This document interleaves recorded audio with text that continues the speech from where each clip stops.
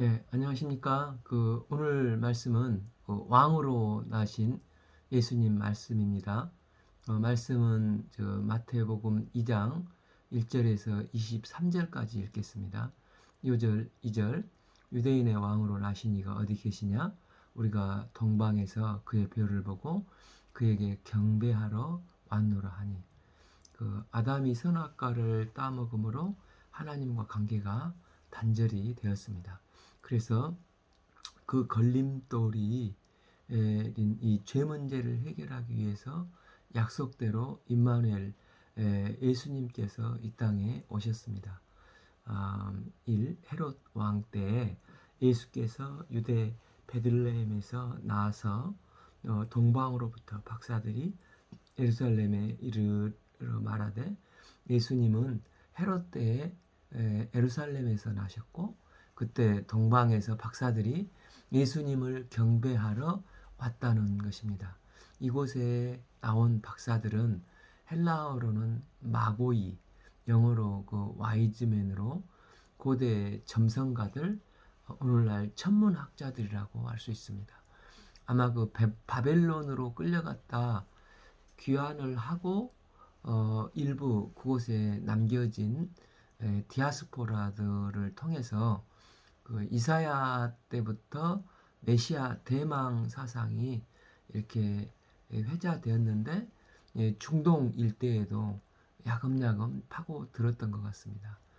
그때 이제 별을 연구하던 박사들에게도 민수기 24장 7절 한 별이 야곱에서 나오며 하는 메시아의 별에 대한 말씀이 상당히 흥미로웠던 것 같습니다. 박사들이 어느 날 별을 관찰하다 지금껏 보지 못했던 큰 별을 보고 이게 바로 성경이 말하는 메시아의 별이라 하고 확신을 했던 것 같습니다. 그들은 이 모든 것을 버려두고 산 넘고 사막을 가로질러서 이 별의 주인을 찾아서 경배하고 경배하고자 유대 땅까지 왔었습니다. 이 유대인의 왕으로 나신 이가 어디 계시냐? 우리가 동방에서 그의 별을 보고 그에게 경배하러 왔노라니. 아마 그때 박사들은 구름이 끼어 있어서인지 별을 중간에 놓쳐버린 것 같습니다. 그래서 베들레헴과 예루살렘은 약 7.2km 정도 떨어졌는데, 상식적으로 왕은 왕궁에서 태어나기 때문에 예루살렘 왕국으로 가서 박사들이 물어본 것 같습니다. 참 헤롯 왕은 온 예루살렘으로 듣고 소동한지라. 헤롯이 이 뜬금없는 소식을 듣고 누가 내 왕위를 노리나 하고 난리가 난 것입니다. 뒤에 보면 의심이 많고 이 잔인한 헤롯은 2세 이하의 영아들을 다 학살을 하지 않습니까? 능력은 있는데 의심은 많고 매우 잔혹한 왕이 헤롯이었습니다. 우리가 신구약 중간사를 보면은 안티오코스 에피파네스 4세의 엄청난 핍박으로 인해서 마카비 혁명이 일어나지 않습니까? 마카비 왕조에 의해서 세워진 독립국가가 이제 하스몬 왕조였습니다. 이 하스몬 왕조에서 이두메 지역을 정복을 했는데, 이때 이두메 왕이 헤롯의 아버지인 안티파터였습니다. 그 후 유대가 6년간의 내전이 있었는데, 이 틈을 타서 안티파터가 줄을 잘 서서 나중에 유대의 총리로 등용이 됩니다. 그 당시 세계 정세를 로마가 이제 승승장구하고 있는데, 이 안티파터는 이 혼란한 유대를 로마에 갔다가 귀속시켜 버렸습니다. 그의 아들 헤롯은 이것을 꼬투리로 해서 로마 원로원들을 설득을 해서, 우리가 로마에 이렇게 귀속을 시켰으니 대신 나에게 영토를 달라. 이렇게 해서 비록 영토는 없는데 왕으로 임명이 되어서 유대에 와서 전쟁을 하고 에돔 사람인 그가 진짜 이제 유대를 다스리는 왕이 된 것입니다. 그 헤롯은 쇼에 그 천부적인 소질이 있어서 로마에 잘 보이고자 가이사라 빌립보라는 폴리스를 건설했고, 또 에돔 사람을 싫어하는 유대인들에게는 민심을 얻으려고 구제도 많이 하고, 또 무엇보다도 환심을 사고자 헤롯 성전을 짓습니다. 또한 자신의 약점을 보완하기 위해서 하스몬 왕조의 딸인 미리암과 결혼을 해서 정통성을 확보하고자 합니다. 이렇게 자수성가해서 왕이 되다 보니까 그는 매우 의심이 많고 매우 잔혹했습니다. 그의 아내가 10명이었는데 10명 중에 2명을 학살을 하고 또 3명의 자녀들을 잔혹하게 죽였습니다. 심지어 그 70세가 넘은 이 폭군 헤롯은 누구도 자기의 죽음을 슬퍼하지 않을 것 같으니까 당시 유명한 유대 학자들을 잡아다가 감옥에 가다 놓고, 내가 죽으면 그 순간 같이 죽여라.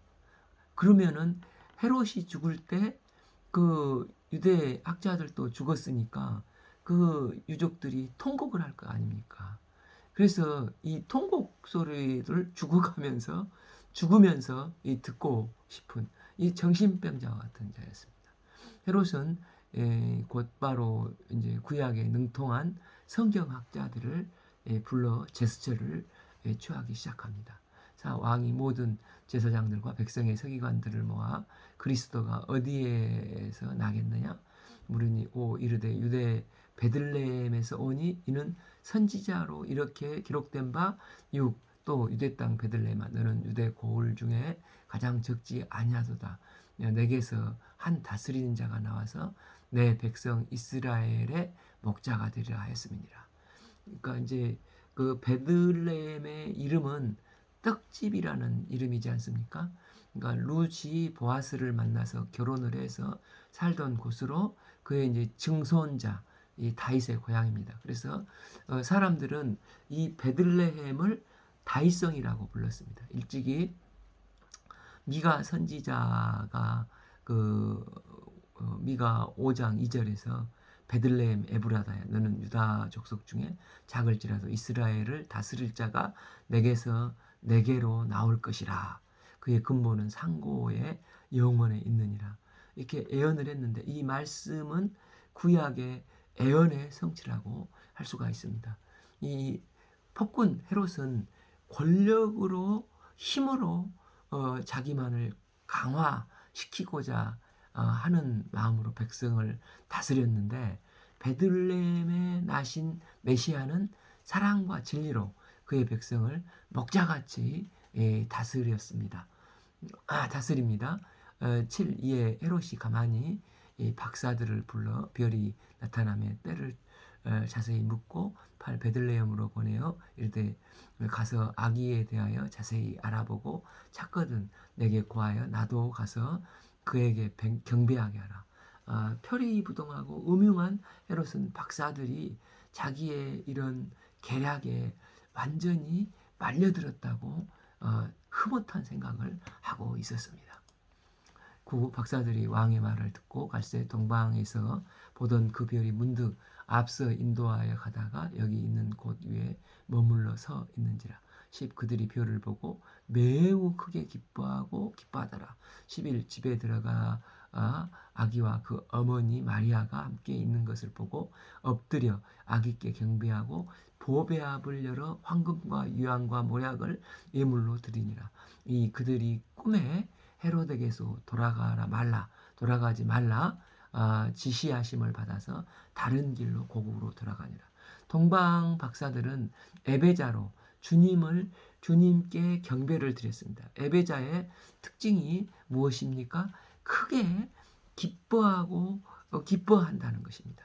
또한 에베자는 희생을 드리는 것입니다. 동방 박사들은 가져온 예물을 가지고 아기 예수님께 보배압을 드렸습니다. 우리가 잘 알듯이 황금은 왕을 상징하고 유황은 제사장을 상징하고 예수님의 유황은 제사장을 상징하고 모략은 예수님의 그 십자가를 상징하지 않습니까?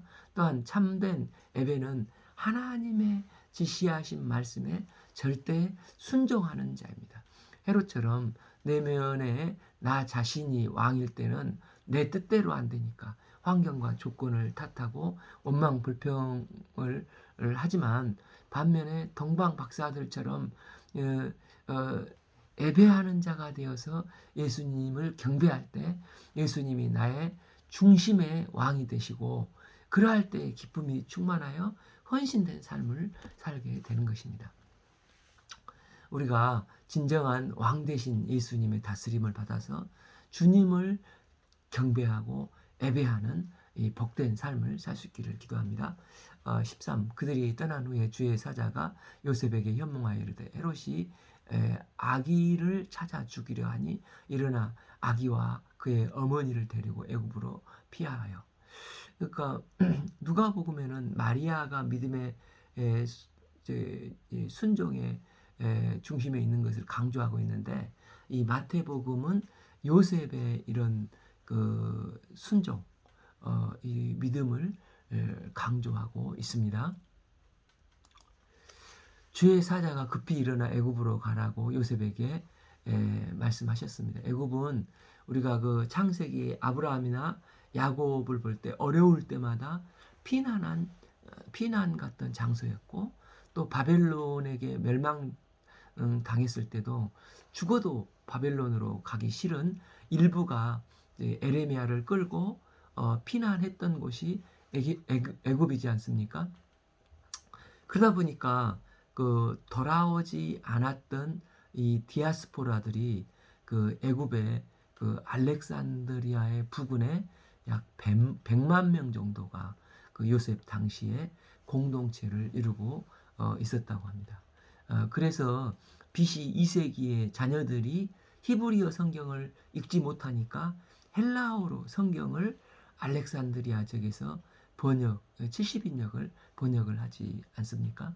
그러나 요셉과 마리아가 아기 예수를 애굽으로 피신을 갔을지라도 유대 공동체에서 목수였던 요셉은 얼마든지 살 수가 있었을 것입니다. 이때 주의 사자는 시간을 정해주지 않고 13b 내가 내게 이르기까지 거기에 있으라 이렇게 이제 했습니다. 근데 그 이제 14절 요셉이 일어나 밤에 아기와 그 어미를 데리고 애굽으로 떠나 거기서 이제 밤에 갔다는 것은 급히 떠났다는 거죠. 그만큼 상황이 긴박했을 것입니다.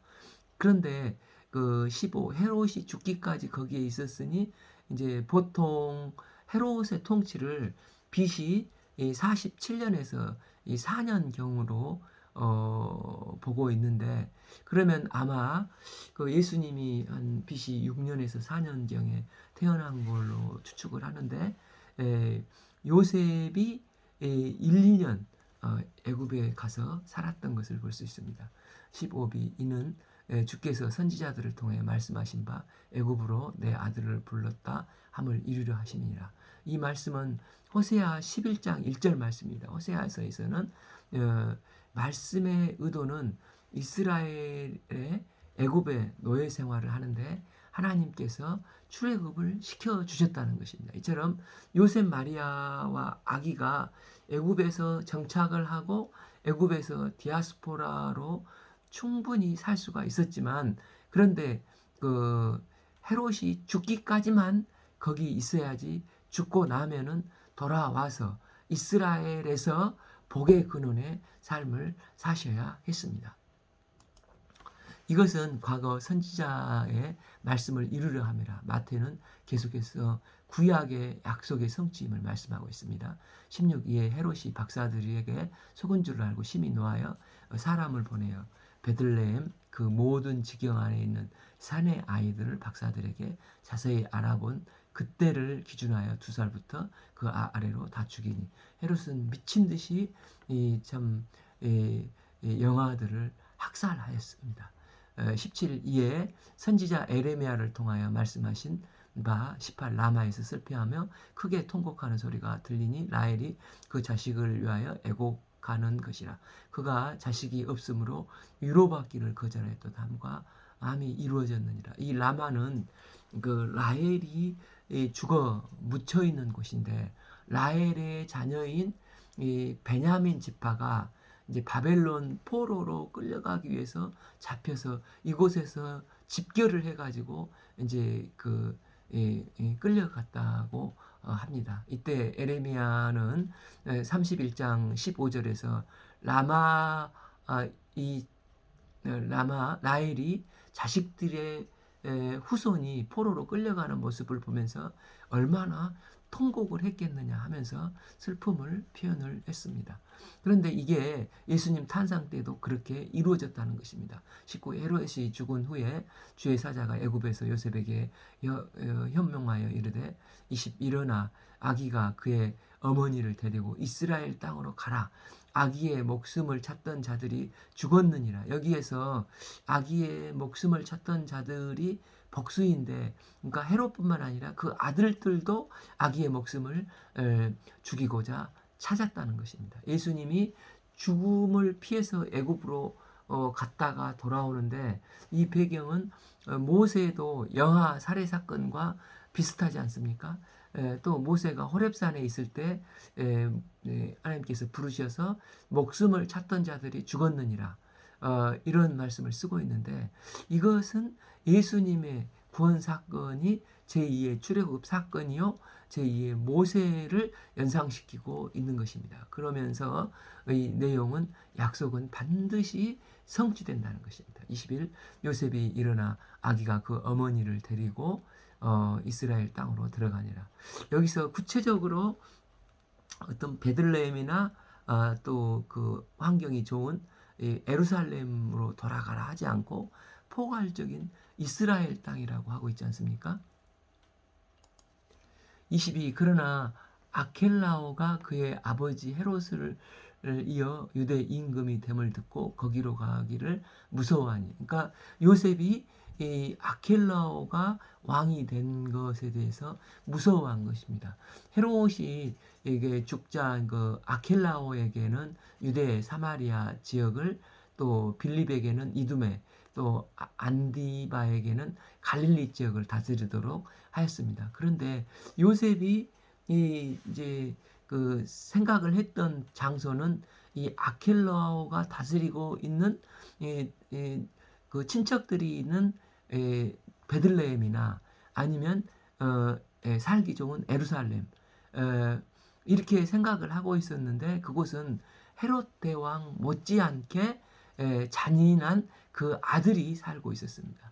어느 정도였냐면, 이 아켈라오가 금 독수리를 성전 안에다가 세워놨는데 유대인들이 심한 반발로 그것을 훼손을 했습니다. 그래서 그 관련된 사람들을 다 죽였는데, 그뿐만 아니라 그것을 애도하는 3,000명도 다 학살을 했다고 합니다. 때문에 그는 AD 6년에 폐위가 되었습니다. 이런 일이 이제 요셉과 마리아가 이스라엘로 돌아갈 즈음에 벌어진 것입니다. 그들은 그러나 이곳을 그때 이제 주의 사자가 꿈에 나타나서 22절 지시하심을 받아 갈릴리 지방으로 떠나가니라. 그러니까 그곳을 가지 말고 아켈라오 손에 미치지 않는 먼 지역, 안드바가 다스리는 갈릴리 지역으로 가게 해서 요셉은 순종해서 23절 나사렛이란 동네에 가서 살게 됩니다. 이렇듯 우리가 우리 인생을 살아가면서 후에 무슨 일이 일어날 건지 모르지 않습니까? 또 어떤 일이 일어나서 그것이 어떤 결과를 초래할지도 모릅니다. 그러나 분명한 것은 우리가 매 순간 하나님의 말씀에 지시하심을 요셉과 같이 순종해서 가다 보면 나중에 돌아볼 때 나의 삶이 거대한 하나님 나라를 이루는데 이바지하는 결과를 가지고 온다는 것입니다. 바로 요셉과 마리아의 삶의 모습이 그랬지 않습니까? 요셉은 자기 생각이 있었지만 말씀의 지시함을 따라서 갈 때 하나님께서 선지자를 통해서 이미 계획하시고 애언하신 일을 이루어가는 것입니다. 그들의 발걸음을 주님께서는 인도하셨습니다. 23b 이는 선지자로 하신 말씀에 나사렛 사람이라 칭하리라 하심을 이루려 하십니다. 구약 성경 어디를 봐도 이 말씀은 안 나옵니다. 그런데 여기서 가장 중요한 것은 선지자로가 우리말로는 단수인데 헬라어로는 복수로 되어 있다는 것입니다. 즉 나사렛 사람으로 칭함을 받으리라는 말한 선지자가 한두 명이 아니라 여러 명이 있다는 것입니다. 무슨 의미겠습니까? 우리가 이제 구약을 읽으면서 나사렛, 낫제르라고 했지 않습니까? 이 낫제르라는 뜻이 그 이사야서 11장 1절 싹, 또 그 에레미야 33장 15절 가지, 또 그 이사야 53장 2절 순, 이렇게 그 여러 곳에 나오지 않습니까? 이 넷제리에서 나사렛이 나왔는데, 그래서 나사렛은 연한 수지니까 아주 보잘것없다는 것입니다. 그래서 그 당시 사람들은 나사렛 그랬을 때 아주 적은 것, 예루살렘은 아주 큰 것. 그래서 그 예수님의 제자로 부름받은 나다니엘도 비아냥거리면서 이런 말을 했지 않습니까? 요한복음 1장 46절 나다니엘이 이르되 나사렛에서 무슨 선한 것이 날 수 있느냐? 우리도 싹수가 노랗다, 매우 어리고 유치하다 할 때 이발을 쓰지 않습니까? 성경에서 나사렛은 작다, 예루살렘은 크다 하는 것을 상징을 하고 있는 것입니다. 그런데 사도행전에서 나사렛 예수가 관용구같이 쓰이고 있습니다. 사도행전 2장 22절 하나님께서 나사렛 예수로 큰 권능과 기사와 표적을 너희 가운데서 베푸사 너희 앞에서 그를 증언하셨느니라. 3장 6절 베드로가 은과 금은 내게 없거니와 내게 있는 것으로 내게 주노니 나사렛 예수 그리스도 이름으로 걸어라. 사도행전 10장 38절 하나님이 나사렛 예수에게 성령과 능력을 기름 붓듯이 하셨으며 사도행전의 신학의 중심은 나사렛 예수 그리스도이십니다. 그것의 근거를 제시한 게 이 마태복음 마지막 절인 것입니다. 그래서 마태의 중요한 핵심은 약속은 반드시 성취된다는 것입니다. 우리가 약하고 좀 연약할지라도 하나님의 말씀을 붙들면 그 말씀은 반드시 이루어집니다. 마귀가 영아들을 죽이고 고난과 위험이 닥쳐와도 요셉이 말씀을 확 붙잡을 때 말씀은 반드시 이루어졌습니다.